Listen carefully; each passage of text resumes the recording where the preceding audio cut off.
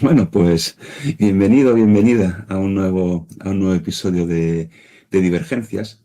Y hoy vamos a hablar del lobo y de invocar al lobo.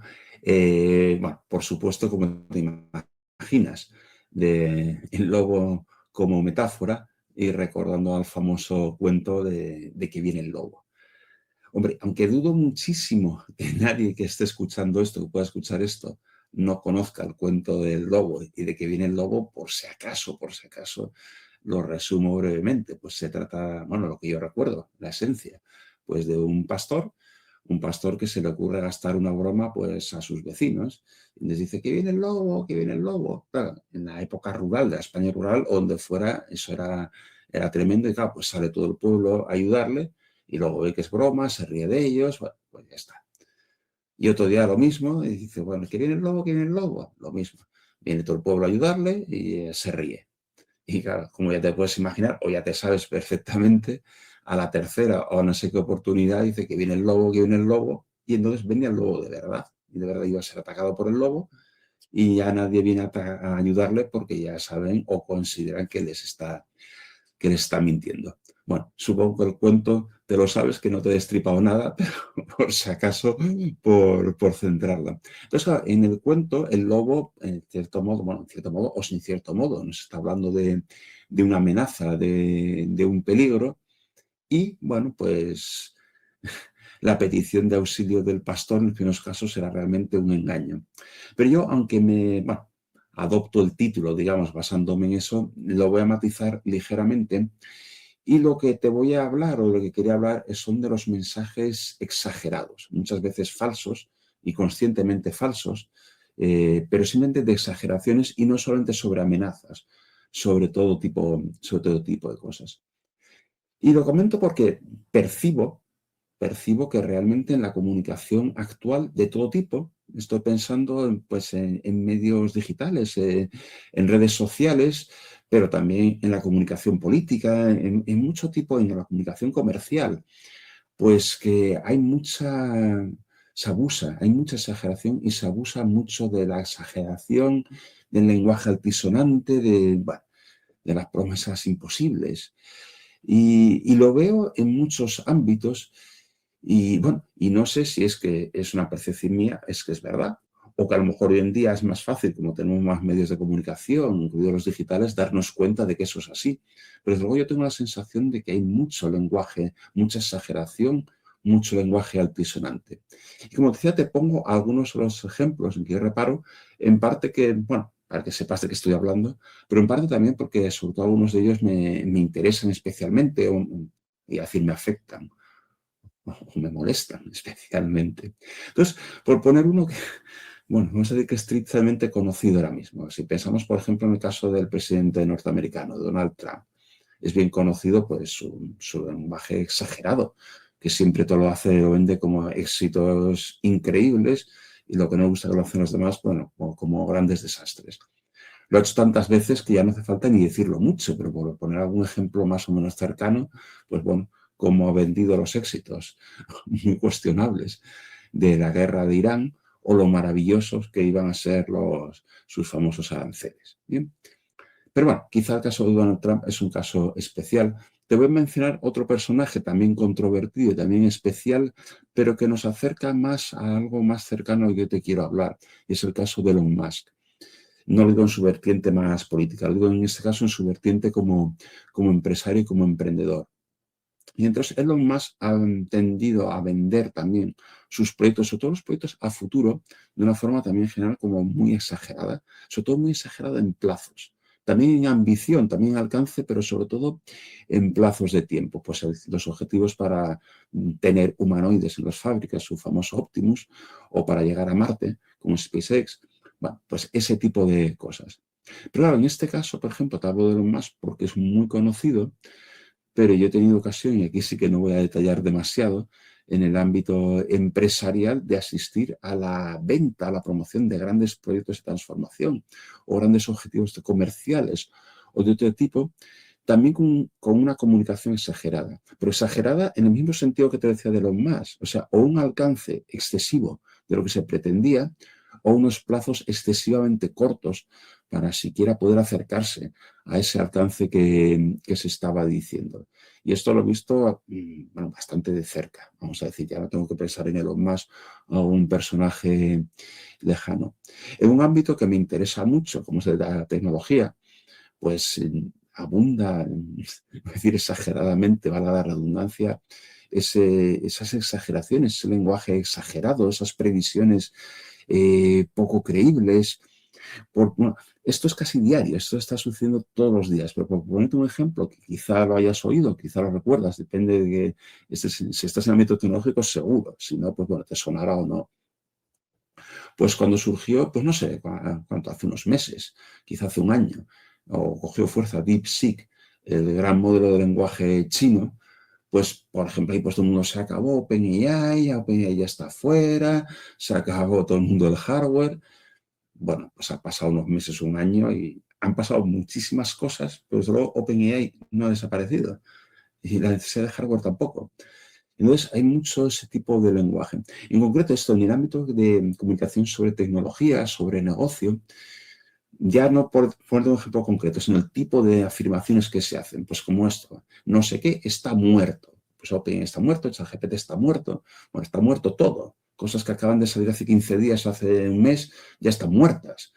O el olvídate de no sé qué, esto ahora cambia todo, esto se va a hacer de otra forma. Tienes, pues ese tipo de cosas. Y en el ámbito negativo, una cosa que sí en su momento, por ejemplo, o algunas me han molestado, pues cuando se hablan de los riesgos de la inteligencia artificial, del riesgo existencial, etcétera, como la famosa y para mí bastante lamentable carta abierta en que personajes muy conocidos y reconocidos, vamos a decir, pedían una moratoria de 6 meses en el desarrollo de la inteligencia artificial. Y claro, bueno, constatado el hecho, que supongo que compartes, por lo menos yo lo percibo así, de que hay esa comunicación tan exagerada, y desde luego en los ámbitos que a mí más me interesan, como es el negocio, la tecnología, pues claro, a veces te preguntas un poco, me pregunto yo, ¿por qué se hace esto? Y bueno, pues te cuento lo que reflexioné, las cosas que se me ocurren. En algún caso, y volveré a pensar en Trump, aunque en el fondo Trump no es lo más representativo del mensaje que te quiero dar, pues es una forma de, supongo, bueno, como tiene mucho ego, eso yo creo es indudable, pues de alguna forma autoafirmarse o realzarse o vender su imagen, por antes que sea una imagen convencida, en una, voy a decir, expectativa, yo creo que equivocada, pero vaya usted a saber, de que realmente se le va a creer y va a vender esos éxitos, esa imagen y el mensaje que quiere transmitir de éxito continuo. En otros casos, pues probablemente se intenta o engañar o asustar, o si es en algo más positivo, movilizar, hacer reaccionar a las personas. Un ámbito comercial puede ser llevar a que compres algo. Bien, pero bueno, también puede ser en el caso de la moratoria de la IA, bueno, la verdad que no sé muy bien lo que pretendía, pero probablemente fuera un poco asustar y que quizá crear un estado de opinión que a lo mejor pudiera hacer que realmente más comerciales o estratégicos que éticos o de otra naturaleza, ¿vale? En algunos casos, por ejemplo, estos los proyectos empresariales, incluso lo que dice Elon Musk de sus proyectos, pues puede buscarse en el fondo un efecto positivo, en teoría positivo, como es la motivación o el impulso pues, de una organización para que se movilice en pos de esos objetivos. Y alguna vez también hasta se habla en teoría de un poco de innovación, que digamos lo que se llama el vaporware, el vender algo, aunque no exista, a pesar de todo crea condiciones como para que el mercado medio se crea que algo hay o que va a llegar y que entonces, bueno, pues reaccione de una forma diferente, más positiva, vamos a decir, ¿vale?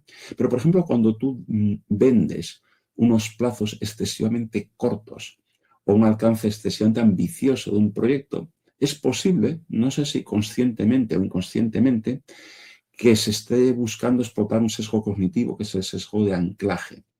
¿Eso qué es? Eso es cuando tú un tema no conoces muy bien, no tienes grandes referencias, la primera persona, que sea que pone pues, una fecha, un valor económico, lo que sea, incluso aunque tú no te lo creas del todo, ya te pone como el orden de magnitud en que te vas a mover. un ejemplo muy familiar, el famoso regateo. Lo que se hace muchas veces, lo que todo el mundo sepa que está regateando, pues el que te vende te pone un precio muy alto, porque aunque tanto él como tú sabes que eso es muy alto, de alguna forma hace que tu referencia esté arriba y que aunque bajes, no bajes tanto. O sea, realmente vayas a dejarlo barato. Entonces, quizá, queriendo pensar bien, en algunos de estos casos de los mensajes, sobre todo los empresariales, de proyectos ambiciosos, de realidades ambiciosas, a lo mejor están queriendo motivar, explotando también un poco el sesgo de anclaje y que por lo menos dejar a las personas, a las organizaciones con una ambición alta, aunque quizá no tan alta como la declarada, pero bueno. En algún caso, pues una estrategia puramente comercial para venderte algo. En un caso, pues por ejemplo, no sé si lo ves, yo ahora mismo en redes sociales a cada rato no sé qué pasas, tanto rato vendiéndote estos brokers que saben cómo invertir maravillosamente y que haciendo nada, con 2 horas que trabajas en casa, inviertes y ganas una pasta. Pues bueno, evidentemente te están vendiendo una moto. O sea, típicamente vender una moto y el objetivo es para vender realmente, ¿vale? Y puede ser, bueno, simplemente llamar la atención a nivel también de lo comercial, sobre un producto, sobre un proyecto, pero un ámbito que me interesa especialmente, aunque quizás es el menos importante de todo lo que estamos hablando, ¿vale? Es en el ámbito de la publicación, por ejemplo, en redes sociales, pues también puede ser un poco el llamar la atención. Bueno, el famoso clickbait, el conseguir tráfico, el posicionarte, digamos, porque, bueno, des mensajes sonoros, vamos a decir, ¿vale? Y bueno, esas son las razones que se me ocurren, que son diferentes, no todas aplican en todos los casos, pero es lo que se me ocurre. Pero claro, ¿qué problema tiene esto? O por lo menos en mi opinión. Bueno, por supuesto, en algunos casos que es directamente un engaño, pues hombre, directamente tienes un problema ético. Directamente está mal porque éticamente está mal. ¿Vale? Pero bueno, ahí no voy a profundizar mucho, digamos, ahí creo que es poco discutible. Pero hay otro problema importante, Sam. Por ejemplo, sobre todo en el ámbito empresarial o de líderes políticos, pero en este caso pienso más en los empresariales, que es la pérdida de credibilidad. O sea, tú imagínate que tienes esa práctica de sobrevender los objetivos o los tiempos de un proyecto y tú eres un líder empresarial, pues eres un CEO, eres un presidente, eres lo que sea. Pues hombre, a lo mejor la primera vez la gente, aunque le sorprenda el alcance, pues te hace caso y se lo cree. Pero claro, si es una exageración y los hechos confirman una y otra vez que la realidad no llega ni de lejos a eso que se había propuesto, eso que se había prometido, pues hay una pérdida clara de credibilidad. Después hay una pérdida clara de credibilidad la próxima vez que propongas un proyecto, te va a pasar como invocar al lobo, como que viene el lobo, pues nadie se va a creer que ese proyecto se va a conseguir, porque ya han visto muchas veces que no se consigue. Pero claro, el problema quizá más grave o peor ya no es que un proyecto concreto no tenga credibilidad para la organización, es que el propio líder haya perdido la credibilidad, ya su organización no le siga, no le crea. En ciertos sentidos, esa pérdida de credibilidad también ya nos entramos en esa liderazgo empresarial, por lo que te decía antes, en el caso de comunicadores o influencers o líderes de opinión. ¿Bien? Esa gente pues, que da charlas, que es top voice en LinkedIn, que tiene muchos seguidores. Pues, en mi opinión, pueden perder también credibilidad. Y eso puede llegar a perder también hasta su público, aunque aquí sí que tengo que hacer una salvedad, porque aquí tengo mis dudas. Aunque no me parece bien, ya lo diré, esas exageraciones, pero desde un punto de vista meramente práctico, si práctico es que tú quieres tener seguidores y a lo mejor montar tu negocio o publicidad, por lo que sea, en base a los seguidores que tiene, pues a veces tengo mis dudas. A lo mejor, a pesar de todo, desde un punto de vista práctico, es efectivo, porque a lo mejor, por lo menos en ciertos ámbitos, puede que lo sea. O sea, ahí tengo mis dudas. Y luego hay otro efecto, en cierto modo parecido al de la pérdida de credibilidad. En mi caso, diría hasta de aburrimiento. O sea, a mí, mira, en esto pensaba, por ejemplo, en el caso de la comunicación política. Se echan tanto los trastos unos a otros, exageran tanto lo mal que lo hacen los otros y lo bien que lo hacen los unos, que a mí personalmente es que me genera hastío. Es decir, es que y te digo el ámbito político, pero puede pasar también una comunicación muy exagerada, permanentemente exagerada, poco basada también en hechos reales, o que no se confirma después, si es algo mirando a futuro. Yo creo que al final pierde credibilidad, pero también es que llega un momento que yo creo que ya aburre. A mí, desde luego, como me dicen no sé qué ha muerto, y es que casi ya no sigo, es que no quiero saber ni qué me va a contar, o sea, no quiero oír tonterías, o sea, o exageraciones por lo menos. Entonces, bueno, en el caso de los influencers me pregunto un poco si compensa o no desde un punto de vista práctico esa exageración.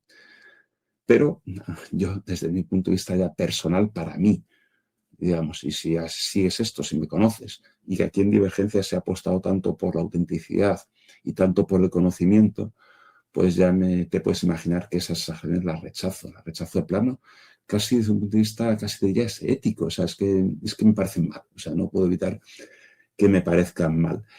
Y eso, y lo único que me queda la duda, en algunos casos creo que realmente perjudica también a quien la hace, pero bueno, en estos casos de los influencers, los comunicadores y tal, tengo mis dudas desde el punto de vista práctico, funciona o no funciona. O sea, sí que claramente creo que tiene riesgo, sobre todo para verdaderos líderes o de opinión o empresariales o incluso políticos, yo creo que sí tiene su riesgo. A nivel un poco más pequeño, influencers más de andar por casa, vamos a decir, más de redes sociales, pues bueno, tengo mis dudas si a nivel práctico les perjudica o no.